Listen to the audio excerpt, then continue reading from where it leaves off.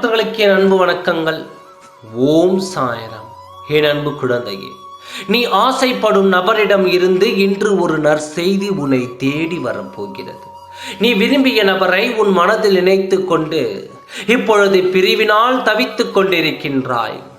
அவரிடம் நான் ஒரு வார்த்தையாவது பேசிவிட மாட்டேனா என்ற ஏக்கத்தில் ஒவ்வொரு நாளும் அவரையே நினைத்து நீ என்னிடம் உருகி வேண்டிக் கொள்கின்றாய். உன்னுடைய கண்ணீரை கண்டும் நான் இத்தனை நாட்களாக மௌனமாக இருந்து கொண்டிருக்கிறேன் என்று நீ நினைக்கிறாய். நான் மௌனமாக இருப்பதற்கும் சில காரணங்கள் இருக்கிறது.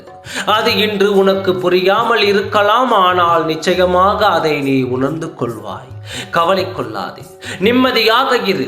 நீ எந்த நற்செய்தி உன்னை தேடி வர வேண்டும் என்று ஆசைப்பட்டாயோ, யாரிடம் பேச வேண்டும் என்று ஏங்கி ஒவ்வொரு நாளும் தவித்துக் கொண்டிருந்தாயோ, அந்த நபரை உன்னை தேடி உன் சாயப்பா நான் வர செய்ய போகின்றேன். நீ அழுதது அனைத்தும் போதும்.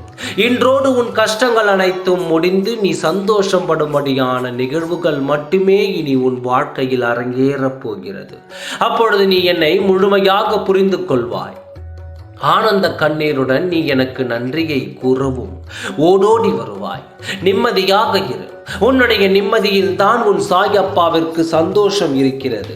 நீ எந்த நபரை நினைத்து எந்த நபரிடம் பேச வேண்டும் என்று மனதார ஆசைப்பட்டாயோ, அந்த நபரை உன்னை தேடி வரச் செய்கின்றேன்.